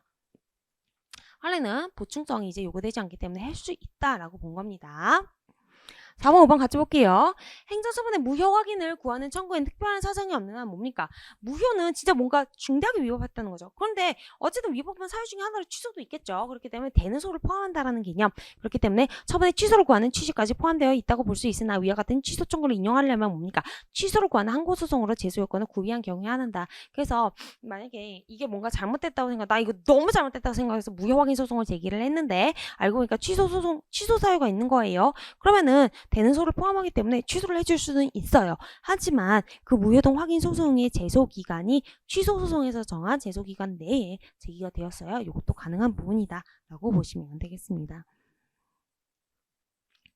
항고소송의 피고적격에 대한 겁니다. 그래서 4번에서 보면 사인은 법령에 의해서 행정권에게 위탁을 받는 경우도 취소소송의 피고가 될 수 없다고 나와 있는데 우리 앞에서 살펴봤던 문제 있죠. 어떤 권한을 위임받거나 그럴 경우에 있어서 행정청의 권한을 부여받고 이런 사인을 뭐라고 하죠? 우리가 공모수탁 사인이라고 하죠. 그렇기 때문에 공모수탁 사인의 경우에 있어서도 역시 항고소송의 피고가 될 수 있습니다. 마지막 1, 2, 3번은 다 처분 등을 행하는 행정청을 피고로 하고 있은 뒤에 관계되는 권한이 승계된 때는 승계된 행정청을 피고로 한다. 다 조문에 나와 있는 거고 대리관계를 표시하고 피대리 행정청을 대리하여 행정처분할 때에는 피대리 행정청이 피고로 되어야 된다라는 건데 이게 뭔 말이냐면 예를 들어서 김현민 대리 누구를 할까? 조인성으로 할까요? 행복하다. 말로라도 조인성이 날 대리해 줄 수 있다니. 어쨌든 김현민 대리 조인성입니다. 어이가 없네. 김현민 대리 조인성이에요. 그런데 김현민 대리 조인성인데 조인성이 내가 김현민 대리한다 라고 대리관계를 표시한 거예요. 그럼 이 사람이 대리인이죠. 나는 뭡니까? 조인성의 대리를 받는 피대리가 됩니다. 근데 이 대리관계를 표시를 했어요. 그래서 행정처분을 했으면 뭡니까? 이 사람이 대신해서 인성이가 나를 대신해서 해준 거에 불과하지 원래는 뭡니까? 주체는 나죠. 그렇기 때문에 피대리가 피고로 된다라고 보시면 되겠고요. 민망하니까 빨리 지워야지. 그리고 뭡니까? 지방법무사에는 무효 등 확인소송의 피고가 될 수 있다라고 해서 지방법무사회에 대한 판례였는데요. 법무사 감독 사무를 수행하기 위해서 법률에 의해서 설립과 법무사의 회원 가입이 강제된 공법인으로서 법무사 사무원 채용 승인에 관한 공권력 행사의 주체로 보아야 되고 이 부분도 이제 법무사회가 피고가 됐던 사안 중에 하나가 되겠습니다.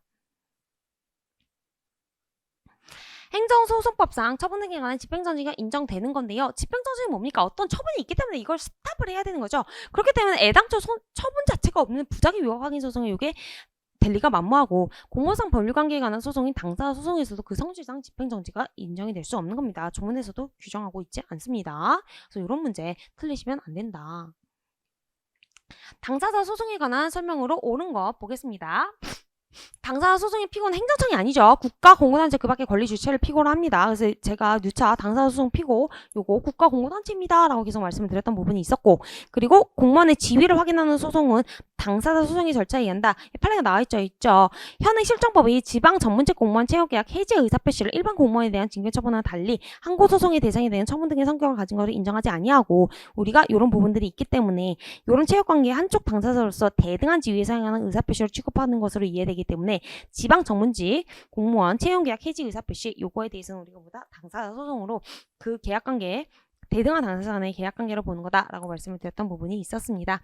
그리고 민사집행법상 가처분의 규정 준용되지 않는 게 아니고요. 우리가 가처분에 대한 거 준용될 수 있다라고 나와져 있습니다. 그래서 민사집행법상의 규정도 안 되면 끌어다 쓰라고 하고 있으니 이것도 준용될 수 있는 거지 라고 봤던 거고, 행정소송법에는 당사자 소송은 국가공무단체 그 밖의 권리 주체를 피고로 한다라고 규정이 되어져 있고, 당사자 소송의 경우 항고소송과 달리 행정청이 아닌 권리 주체에게 피고 적격이 있음을 규정한 것 뿐이지 피고 적격이 인정되는 권리 주체를 행정 주체로 한다는 취지가 아니기 때문에 피고로 하는 당사자 소송을 제기할 수 없다고 볼 것은 아니다 라고 해가지고 뭡니까? 사인을 피고로 하는 당사자소송 허용될 수 있다라는 부분이었죠. 그리고 토지 수용 재결에서 보면은 요거는 형식적 당사소송인 겁니다. 그래서 토지 수용 재결이 있은 후 토지 소유자가 사업 시행자를 피고로 해서 제기하는 보상급 징계 청구 소송은 뭡니까? 당사자 소송은 두 가지가 있다고 그랬죠. 실질적으로 봤을 때 이게 권리관계가 공법상 권리 의무 관계를 한 대등한 당사자 간의 계약관계다라고 이렇게 보면은 우리가 이거 실질적으로 당사자 소송으로 싸워야지라고 얘기를 하는 건데, 형식적으로 그냥 그렇게 당사자 소송으로 그냥 가서 원샷 원킬로 해결해라 라고 나오는 것들이 형식적 당사자 소송이라고 했죠. 그래서 그 중에 하나가 뭐였다? 토지 수용에 대한 거 보상금 등의 청구 소송이었다 라고 보시면 되겠습니다. 증액, 감액 다 마찬가지입니다.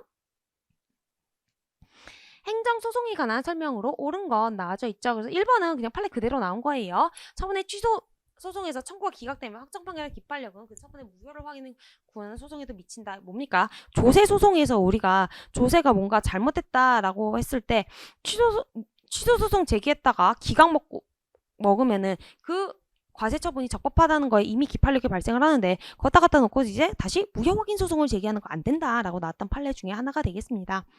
의무이행 소송에 관한 명문의 규정은 없지만 판례는 이를 부정하고 있어요. 그리고 부작위 위법 확인 소송이나 행정청의 부작위 거부 처분이 위법하다는 것을 확인하는 것이 아니고 부작위가 위법하다는 겁니다. 그래서 부작위 위법 확인 소송은 신청에 대해서 상당한 기간 내에 일정 처분을 하여야 할 법률상 의무가 있음에도 불구하고 이를 하지 않을 경우에 그 부작위가 위법하다는 것을 확인하는 소송이다. 그래서 당사자의 신청에 대한 행정청의 처분이 존재하지 아니하는 경우에는 허용되는 것이다. 그래서 어떤 거부는 이미 어떤 자기 의무가 있는 거죠. 내가 거절한 거잖아요. 누차 말하지만 부작위 위법 확인 소송은 이거예요. 남녀가 연인 간에 이제 싸웠어. 근데 난 정말 헤어질지 말지 궁금해. 그랬을 때 카톡을 읽어야 될 거잖아요. 근데 카톡을 안 읽고 있다고. 그때 뭐 계속 만날지 헤어질지 아니면 그냥 덮어둘지 결정을 해야 되는데 카톡 일이 안 없어져. 그래서 야, 이 일을 봐라! 라고 하는 게 그렇게 바로 부작위 위법 확인 소송이다. 그렇기 때문에 내가 아니야 우리 헤어져 라는 말이 부작위 위법 확인 소송의 대상이 되는 것은 아니다. 그건 거부 처분에 대한 취소 소송으로 가야 되는 문제인 거다라고 말씀드렸던 부분이 있었습니다. 취소 소송에 있어서 가분적인 경우 일부 취소를 가능할 수 있으나 취소 소송에 대한 어떤 적극적인 변경을 구하는 소송은 포함되지 않고요. 왜냐? 어떤 그런 적극적인 처분을 할 권한은 오로지 행정청에 있기 때문에 사법기관인 법원에서 그걸 임의로 해줄 수는 없는 노릇이다. 검사의 불기소 결정은 뭡니까? 항고소송의 대상이 되는 처분이 아니고 그냥 형사소송법에 규정된 걸로 항고를 하거나 그런 방법에 의하지 항고소송으로 제기해야 될 것은 아니다. 아니면 재정신청에 의해서 불복을 하든가 해야지 항고소송으로 되는 것은 아니다. 별도의 규정에 따라라 라고 했던 부분도 있었습니다. 68번 보겠습니다. 부작위 위법 확인 소송에 대한 설명으로 옳지 않은 거. 취소 소송의 직권 심리에 관한 규정은 부작위 위법 확인 소송에 준용이 되고 있고요. 행정청의 응답을 신속하게 해서 부작위 내지 무응답이라는 소극적인 위반 상태 제거를 목적으로 합니다. 소재기 전후를 통하여 판결 시까지 어떤 신청에 대해서 소극적인 처분을 하여 부작위 상태가 해소된 때에는 소의 이익을 상실하게 돼서 이 경우에 있어서는 뭐를 합니까?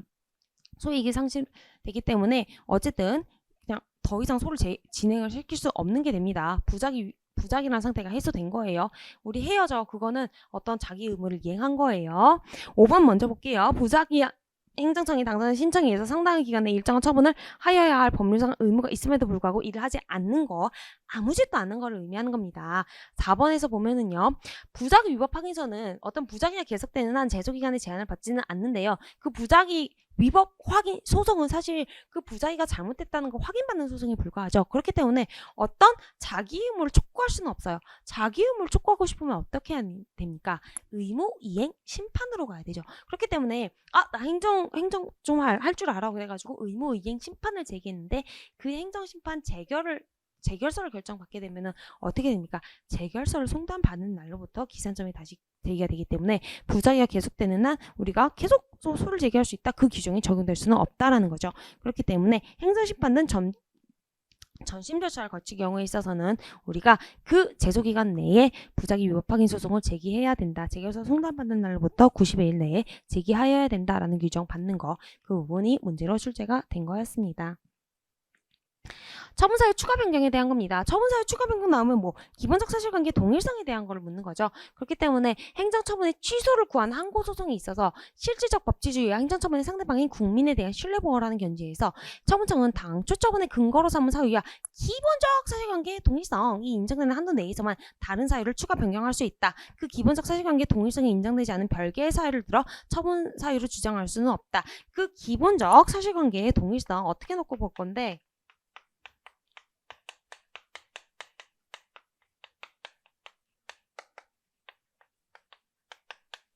말 그대로 뭐죠? 기본적인 사실관계의 동일성에 대해서 얘기를 하는 거죠. 그렇다면 요거는 뭡니까? 법률적 평가?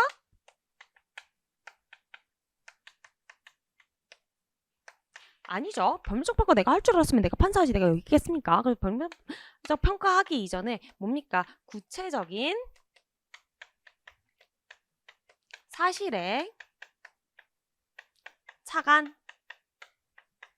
사회적 사실관계, 요 사실관계가 동일한지 여부이다. 그걸 놓고 기본적 사실관계의 동일성 여부를 판단을 한다 라는 부분도 판례로 자주 나왔던 부분이었습니다. 취소소송 심리 판결 보겠습니다. 직권주의가 가미되고 있지만 여전히 변론주의를 기본 구조로 하고 있습니다. 그래서 우리가 행정소송의 경우에 있어서 뭡니까? 당사자 간의 지위가 대등하다고 보지는 않아서 당사자가 주장하지 아니한 사실이다 할지라도 당사자가 제출한 증거에 의해서 이런 어떤 부분이 현출되어 있으면 직권으로 심리할 수 있는 부분이 있었다라는 부분도 있고, 그 취소를 구하는 자가 어쨌든 위법 사유에 대한 구체적 사실을 먼저 주장은 해야 되고 그 현출된 자료를 통해서 이제 직권 조사가 가능한 바운더리가 정해진다라고 했습니다. 필요하다고 한 때에는 역시 직권으로 증거 조사를 할 수 있다는 부분이 바로 그런 부분들인데, 그리고 불고불리 원칙은 여전히 적용이 되고 있습니다. 그렇기 때문에 뭡니까? 행정소송 심리에도 원칙적으로 민사소송과 같이 불고불리 원칙이 적용이 됩니다. 내가 요청한 대로 해줘야 된다라는 게 불고불리 원칙입니다. 그래서 법원은 소송의 제기가 없으면 재판할 수 없고 당사자의 청구 범위를 넘어서 심판할 수도 없습니다. 그렇기 때문에 당사자가 얘기하지 않은 거에 대해서 제가 당사자가 얘기는 했고 현출한 증거에 의해서 이런 걸 주장하는 것 같은데 라는 범위 내에서는 직권으로 어떤 심리를 할 수는 있는데, 그렇지 않은 부분에 대해서까지 법원이 나서가지고 뭘 적극적으로 참여하고 뭐 개입하고 이럴 수는 없다라는 부분인 겁니다. 그렇지만 예외적으로 필요하다고 인정할 때에는 이게 직권으로 증거 조사를 할 수 있는데, 그거는 뭡니까? 청구 범위를 초과해서 그 이상의 청구를 인용할 수 있다는 뜻이 아니고 청구 범위를 유지하면서 그 범위 안에서 필요에 따라 주장 외의 사실에 대해서도 판단할 수 있다. 현출된 증거 자료를 통해서 당사자가 이런 말을 하는 것 같은데 라고 하는 범위 내에서만 할 수 있는 거다라는 부분이 되겠습니다.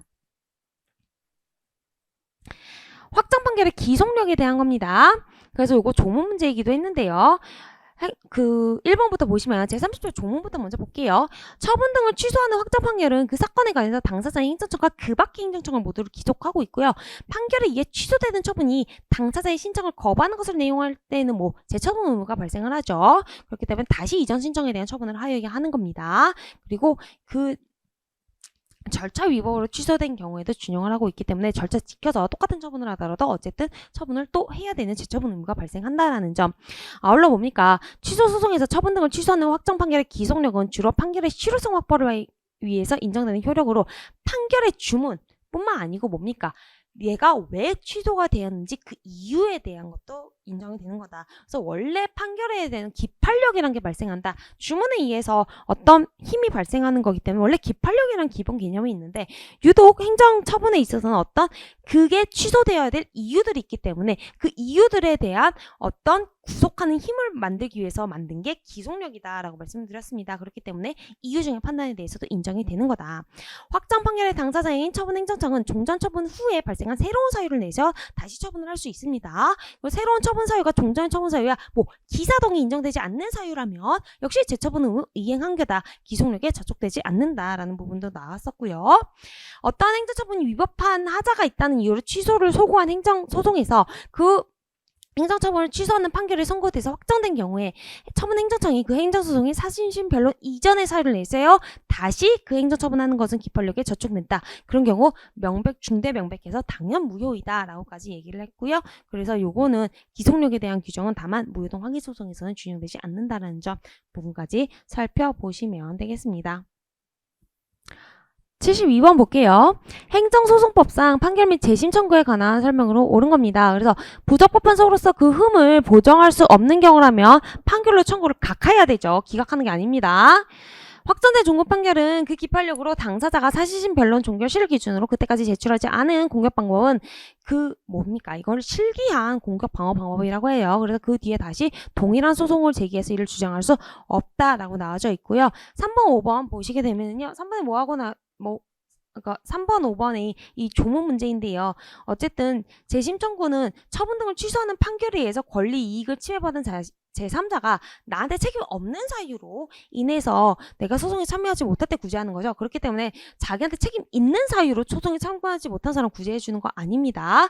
그리고 이거 제소기간 있죠. 안 날로부터 30일, 있은 날로부터 1년. 요거 불변기간이다 라는 부분까지 확인해 두시면 되겠습니다. 73번 보겠습니다. 소송 비용에 관한 거죠. 소송 비용은 뭡니까? 진 사람이 부담하는 거예요. 근데 형식적으로는 이겼는데 왁구상으로는 보면 딱 이긴 것 같은데 실질적으로 지는 경우도 있는 거고 왁구상으로 보면은 원고가 진 것 같은데 사실상 원고가 이긴 거나 매한가지인 경우가 있습니다. 대표적으로 사정판결 이런 것들이 있겠죠. 그리고 이제 와서 돌연 행정청이 그냥 자기가 스스로 그래 내가 시정할게 라고 해서 자기가 시정하는 경우도 있겠죠. 그래서 취소소송 중 행정청이 처분 등을 취소해서 자기가 잘못한 걸 시인한 거죠. 그래서 청구가 각하된 경우 왜? 소의 이익을 상실했으니까 각하되겠죠. 소송 비용은 누가? 피고가. 그러길래 소송 제기하기 전에 잘했어야지. 그렇기 때문에 피고가 부담하는 거고요. 사정 판결은 뭐죠? 사실상 원래 원고가 이긴 건데 어떤 권리관계에 중요한 켜켜이 쌓인 그 처분의 존재로 말미암아 어떤 공공복리에 중대한 영향을 미칠 우려가 있을 경우에 있어서는 그 처분을 취소하지 않고 그냥 냅두는 대신에 보상을 해주는 경우가 있었다. 이건 사실상 원고가 이긴 거죠. 위법함을 명시는 하니까 그런 경우에 있어서도 역시 피고의 부담을 합니다. 그런데 소송 참관인이었던 행정청이 속하는 공공단체는 소송 비용에 대한 재판의 효력에 미치지 않는 게 아니고 제33조에서 보면은요. 피고 또는 참가인이었던 행정청이 속하는 그 국가 또는 공공단체에도 역시 소송 비용 부담을 안게 되는 겁니다.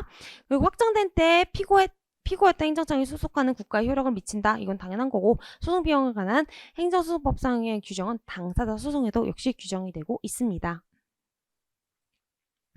법령 위반한 폐기물 처리업자 갑에 대해서 그 3개월의 영업정지 처분을 해서 갑이 소송을 제기하는 경우입니다. 옳은 거 고르는 거예요. 취소 소송을 제기한 때보다 처분의 효력은 종지되지 않죠. 우리 집행 부정지 원칙입니다. 그래서 원칙적으로 처분의 효력이나 집행 또는 절차의 속행에 영향을 주지 않는다. 집행 부정지 원칙이죠. 그리고 3개월 영업정지 기간이 재량권을 넘는 과도한 것이라면 법원은 뭡니까? 지가 적당하다고 인정하는 걸 지가 어떻게 판단해? 행정청이 판단해야 되죠. 그렇기 때문에 전부 취소를 해야 되는 겁니다. 자기가 재량권을 임의로 판단할 수 없어요. 그 소송이 제기된 후 그 영업정지를 1개월로 변경한 경우 그날부터 60일 내에 뭡니까? 소변경을 신청할 수 있습니다. 소변경은 처분을 소가 제기된 후 변경한 때에는 원고의 신청에 의해서 결정으로 그 청구 원인 변경을 허가할 수 있고요. 안날로부터 60일로 해야 됩니다. 그래서 안날로부터 60일 내에 신청을 할 수 있고요. 취소 판결이 확정되면 A 군수는 판결에 기속되지만 그 밖에 위험한 결과가 있더라도 이를 제거하는 조치를 할 수 없다. 그 기속이 되면은 어쨌든 거부하는 내용으로 할 때에는 그 처분을 행한 행정청은 판결의 취지에 따라 다시 이전 신청에 대한 처분을 해야 되는 거고, 그게 절차 위법을 취소할 때 경우에 준용이 되는 거기 때문에 어쨌든 그 판결이 기속되지만 위법한 결과가 있더라도 이를 제거하는 조치는 의무는 없는 게 아니고 재처분 의무가 발생하게 되는 겁니다. 재량의 일탈 남용에 대해서는 특별한 사정이 없는 한 이거 소고하는 갑이 주장을 해야 되는 겁니다. 그래서 환경오염 발생 우려와 같이 장래에 발생할 불확실한 상황과 파급 효과에 대한 예측이 필요한 요건에 관한 행정청의 재량적 판단은 그 내용이 현저히 합리성을 결여되거나 상반되는 이익이나 가치를 대비해 볼 때 형평이나 비례의 원칙에 뚜렷하게 배치되는 등의 사정이 없는 한 법률에 존중되어야 되는데, 그런 일탈 남용에 관한 사정은 처분의 효력을 다투는 자, 즉 원고가 이를 주장 증명해야 된다라고 나와져 있습니다. 처분의 취소 또는 변경을 하는 소송에 대한 설명입니다. 옳은 것 고르는 거였고요. 틀린 거 1번부터 보겠습니다. 처분이 위법하지 않더라도 부당하다고 인정될 때에는 일부 취소 판결을 할 수 있다라고 나와져 있는데, 만약에 이게 어쨌든 위법하고 부당하다는 건 재량에 대한 문제인 경우겠죠. 그렇기 때문에 요런 재량의 일탈 남용에 대한 거에 있어서는 일부 취소가 아니고 전부 취소를 해야 되는 겁니다. 그리고 그 부당에 대해서 인정하는 범위가 매우 좁다라는 거죠. 그래서 객관적으로 명백히 부당하다고 인정될 수 있는 경우라 되고, 이 경우 전부 취소를 해야 되는 겁니다. 처분 당시 등의 사실 상태 등에 관한 입증은 사실심 변론 당시까지 할 수 있고, 법원은 행정처분 당시 행정청이 알고 있었던 자료뿐만 아니라 뭐까지 할 수 있습니까? 변론 종결 당시까지 제출된 모든 자료를 토대로 이 처분을 했을 때 당시의 객관적 사정을 살펴보겠다는 거예요. 그거를 누가 알고 말고를 떠나서 그냥 이때로 다시 돌아간다면 이 처분이 과연 적법할까? 그거를 놓고 판단하는 거기 때문에 그때 현출된 모든 자료들을 토대로 하는 겁니다. 그래서 그 기초하여 처분을 위법 여부를 판단할 수 있는 거지, 거기에 대해서 행정청이 알고 자시고의 문제가 아니다라는 부분도 있습니다. 행정청이 여러 개의 행위, 위반 행위에 대해서 하나의 제재 처분을 하였으나 위반 행위별로 제재 처분의 내용을 구분하는 것이 가능하고 가분적이고 그중 일부에 대한 제재 처분 부분만이 위법하다면은 그 일부분만 취소할 수 있다. 대표적인 게 뭐가 있었다? 운전면허 취소 처분에 있어서 여러 가지 운전면허가 복합적으로 취소가 싹 다 날려버렸는데 따지고 보니까 특수운전면허만 날리면 되지 나머지는 안 날려도 될 것 같은데, 그러면은 그 나머지 날린 거는 가분적이죠. 운전면허 일정 대형 그리고 특수운전면허 이렇게 있다면 만약에 행정청이 취소를 했다면 특수만 취소하면 될 것 같은데 라고 했을 때는 이게 가분적이니까 그때 일부 취소 가능하다 했던 부분인 겁니다.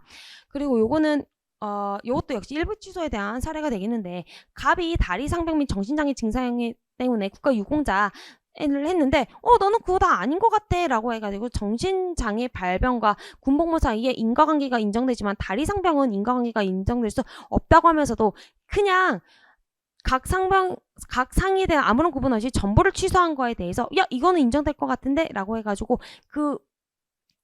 그거를 다 취소한 거는 잘못했다라고 판단했던 사안이 되겠습니다. 그래서 인정된 거는 인정하고 아닌 거는 그냥 냅두라는 거죠. 그렇기 때문에 정신병 그거는 그래 인정할 수 있고, 다리상병 인정할 수 없으면 인정할 수 있는 것만 취소할 수 있는 거 아니야? 가분적인데? 라고 판단했던 사안이 되겠습니다. 과세 처분이 대표적인 그 일부 취소가 가능한 부분인 건데, 과세 처분 취소 소송에 있어서 처분의 적법 여부는 정당한 세액을 초과하느냐의 여부에 따라 판단되는 것으로서 당사자는 사실심 변론 종결 시까지 객관적인 과세 표준 세액을 뒷받침하는 자료와 자료를 제출할 수 있고, 그런 자료에 의해서 적법하게 부과될 정당한 세액이 산출될 때에는 그 정당한 세액을 초과하는 부분만 취소를 해야 되는데, 다만 뭐까지 알아보셔야 된다. 만약에 객관적으로 어떤 세액이 정당한지 알 수 없을 때는 전부 취소를 해야 되는 거고, 법원이 정당한 세액을 산출하게 자료를 갖고 와 라고 할 의무는 없는 겁니다. 그 약은 약사에게 진료는 의사에게 해야지, 법원에서 우연치 않게 세액을 계산하게 돼서 값이 나왔으면 그 값을 쓰면 되는데 그 값을 산출해야 낼 의무까지 있는 건 아닙니다. 그래서 그 부분까지 살펴보시고요.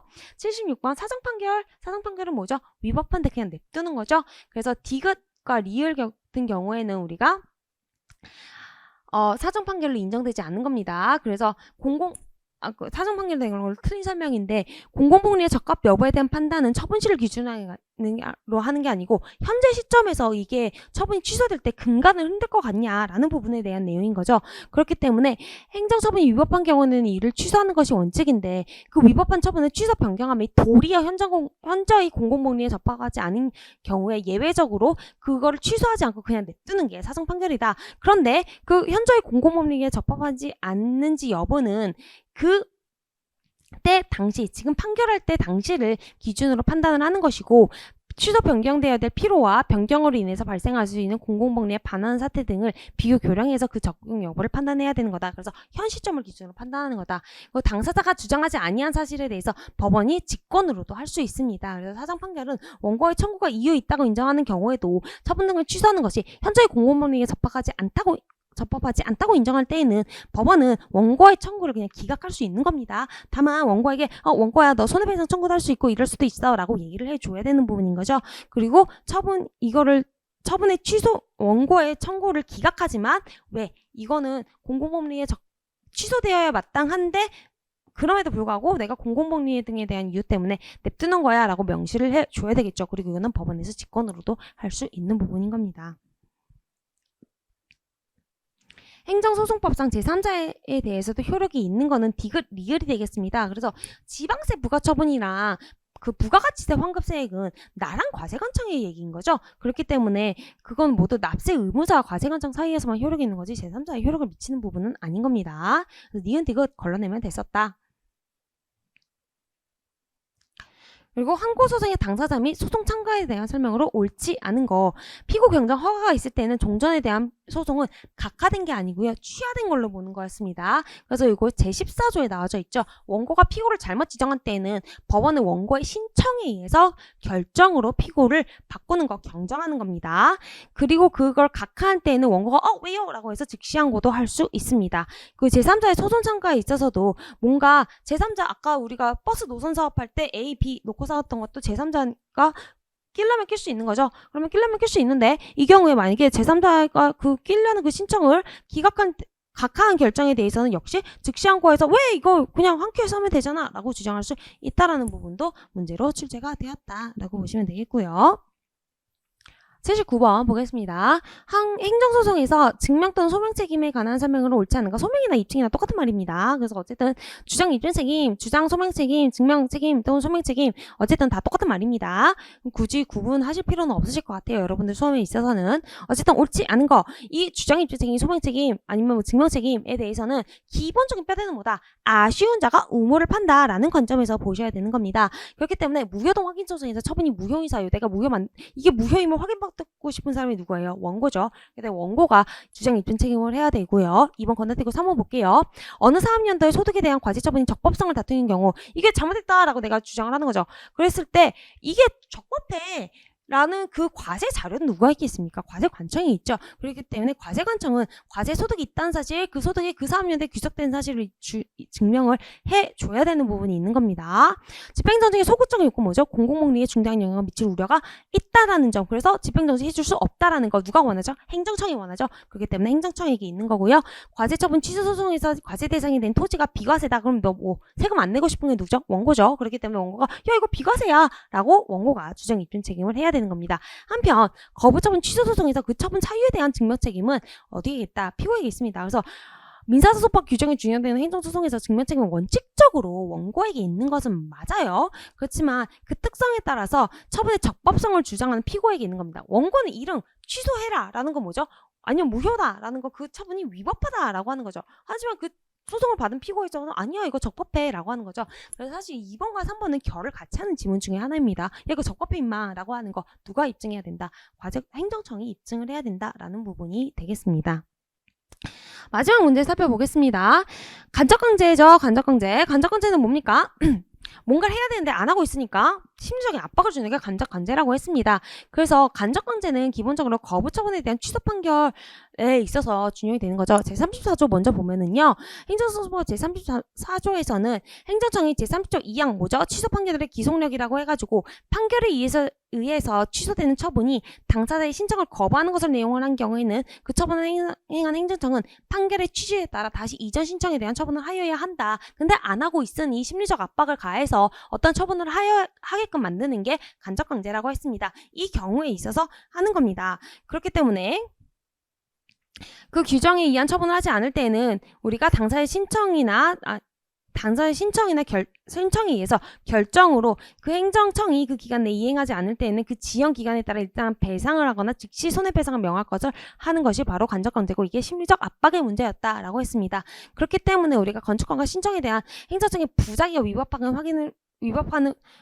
거 확인 판결을 받으면 행정청에는 어떤 자기 의무가 발생하죠. 근데 그 자기 의무를 이행하지 않고 있으면 그때 너 안 하면은 언제까지 안 하면은 내가 너 어떤 뭐 도도로 물릴 거야 하는 간접강제가 가능하다. 한편 수용재개를 취소하는 거나 기반시설 부담금 부과처분 일부를 취소하는 거나 재개발조합 설립 인가 신청에 대한 거부 처분의 무효임을 확인하는 것 등 아니면 지자체에 대해서 소속 공무원의 초과 근무 순간 지급을 명하는 거는 우리가 간접강제의 수단이 될 수 없다라고 보시면 되겠습니다. 그래서 문제는 여기까지 쭉 살펴봤고 해설까지 살펴보았고요. 이 해설지는 공유 가능할 수 있도록 어떻게 보면 조치를 해놓으면 참 좋을 것 같아요.